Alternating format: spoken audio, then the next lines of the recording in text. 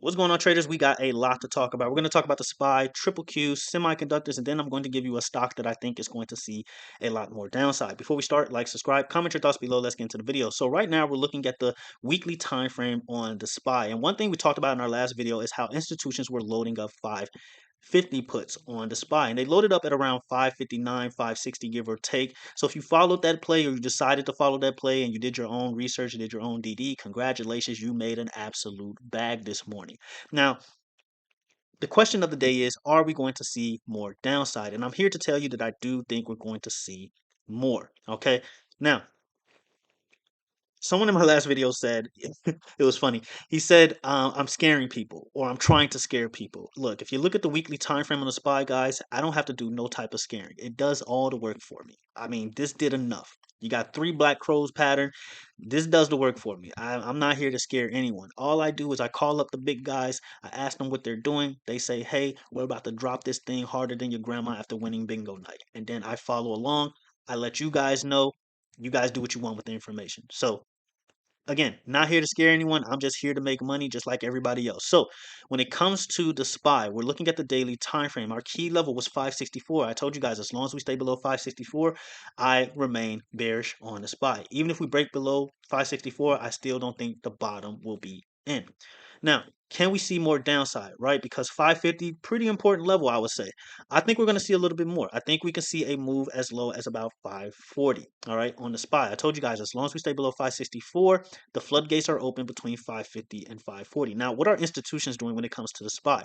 Well, we look at quant data. Link will be in the description below, right?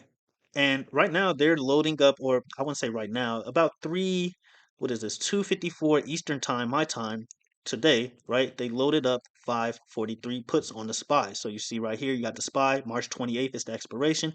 543, they were loaded up at 553, or when SPY was at 553. You got your quantity. Quantity is a little questionable. I would just wait for some type of confirmation, if anything. And then premiums are 200K, 200K. You can see it, right? Sentiment's bearish, and then you got your various exchanges slash institutions, right? So that's what I'm looking at when it comes to the SPY. I do think we're going to see more downside. Now, I'm not saying it's going to happen tomorrow. Like I tell you guys all the time, I look at the daily time frame. I look at the daily and 4 hour time frame, and sometimes I look at smaller time frames. Why? Because I mostly swing trade. Okay. This environment isn't meant for swing trading, so unfortunately, it forces me to day trade a lot. But regardless, I look at bigger time frames, and usually when I'm calling out a move, I'm expecting it to happen within a week or so. Now, as of lately, I've been pretty much on the money, and we see these moves happen like the next day, but that's usually not my intentions. I usually expect things to happen within a week or two. So just want to let you guys know that. Now, when it comes to upside, once again, 564. You get above 564 on the SPY, you open the floodgates towards 575, 573, right where these guys are. Okay, so right where these guys are is where you're looking at, right? Can we head higher than that? Very much possible. Highest I'm looking at, if we get some type of rip your face off rally or anything like that, I'm looking at about 590. I think that's the highest we could potentially go before we see a lot more downside. Yes, I do think we're going to see a lot more downside, ultimately sometime this year, right? But short term, I do think we're going to see at least at minimum 540. Can we head lower than that? Sure, but I'm not looking at that right now. If we're looking at the weekly time frame on the SPY, right, and we're talking about a bottom, I would imagine we're looking at an area where a ton of buyers are.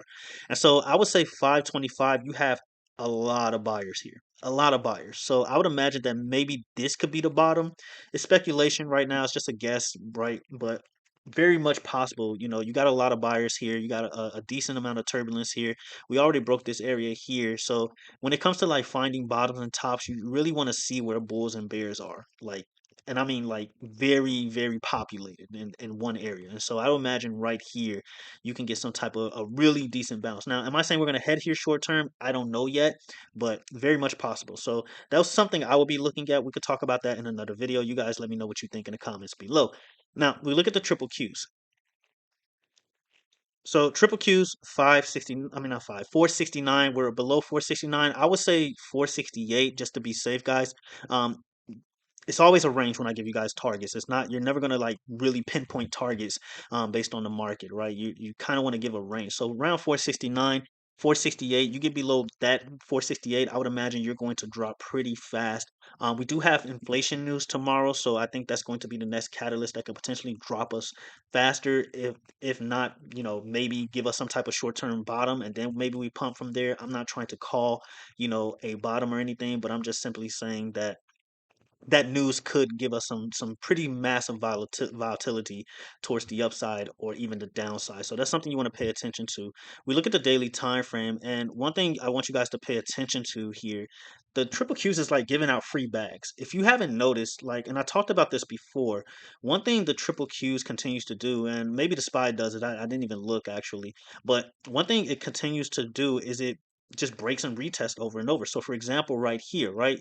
You broke this key level, right? You retested it, you get puts here, you make a bag, and then you do it all over again. And you just keep doing this on repeat. You break the next level, you retest, you get puts here, you make a bag, right? Same thing. Break, retest, get puts, make a bag.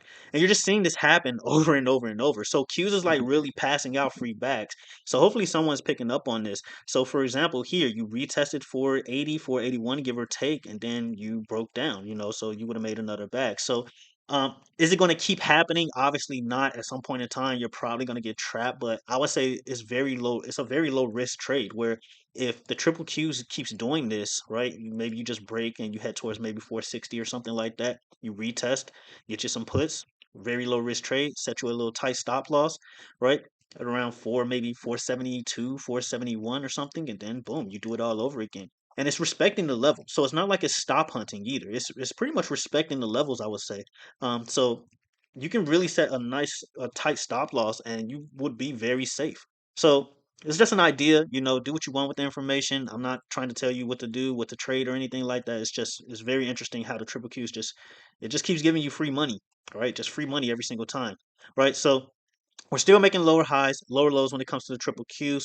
One thing I want to see if I want to be bullish when it comes to the triple Qs is the break of this trend right here. If we break this trend and maybe get above this level right here, I would say around 480, let's just say 485 to be safe, then we can start talking about some massive upside. So I want to see a break, retest, and then a pump towards the upside from there.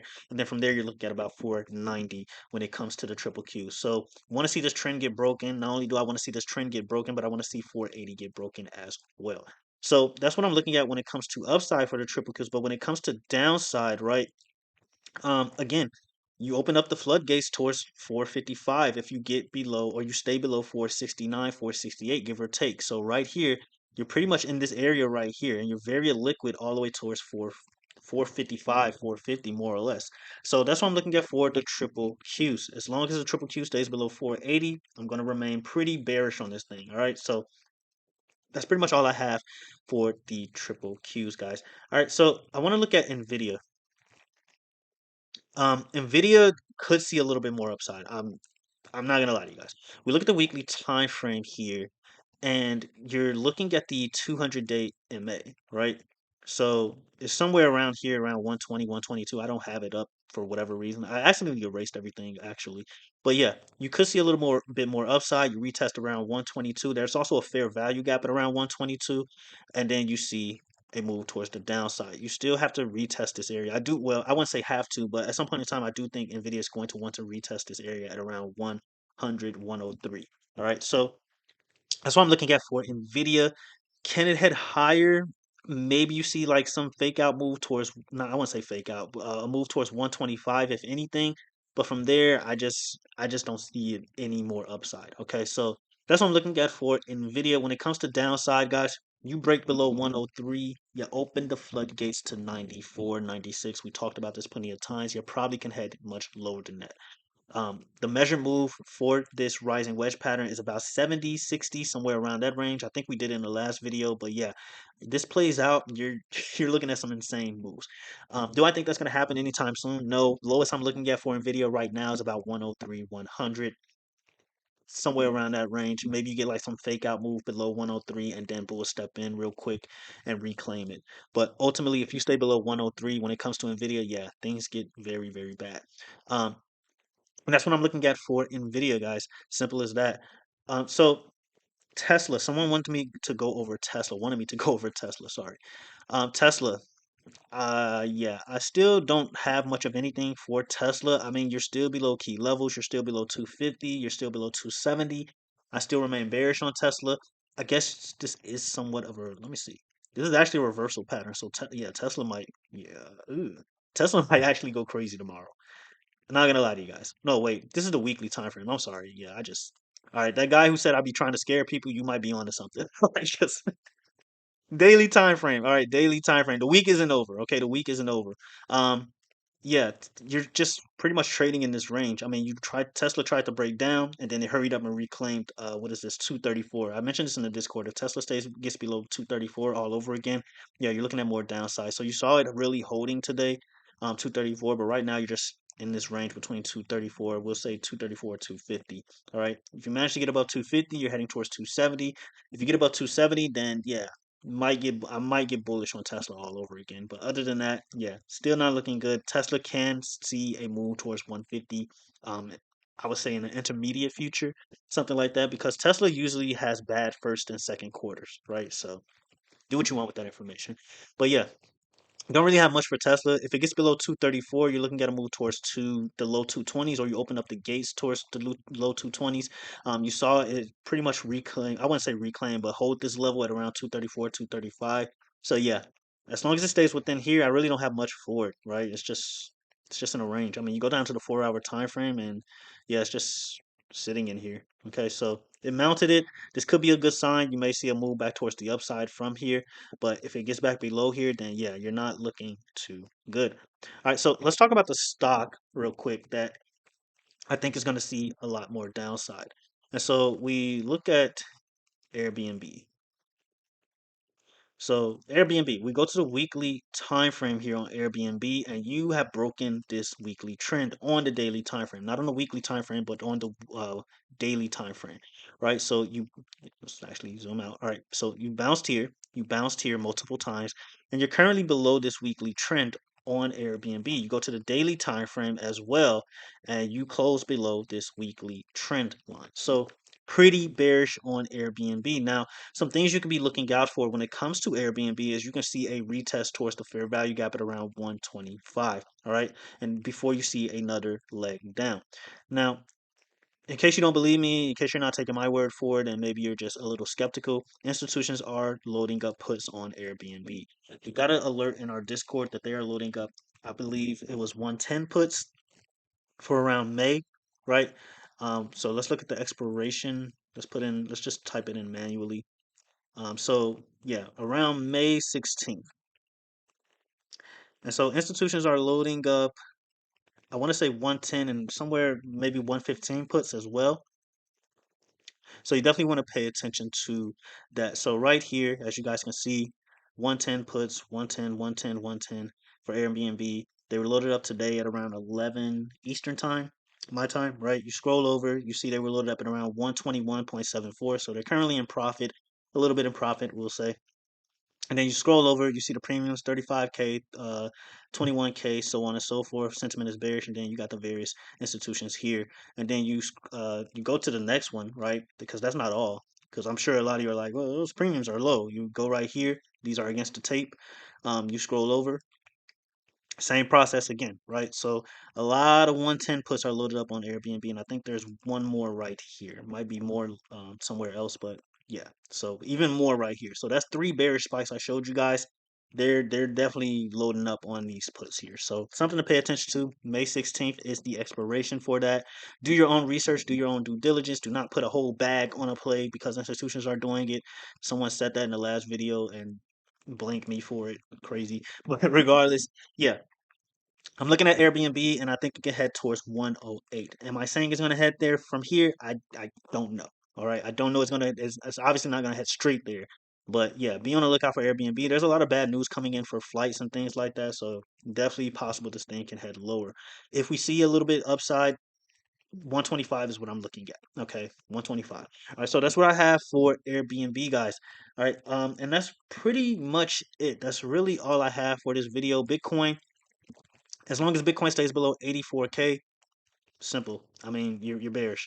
Right here, you broke down, you bounced here, you broke down, you broke this level, you retested it. You're on a daily time frame, by the way. You're retesting it, you're breaking down again. You're rejecting it right now.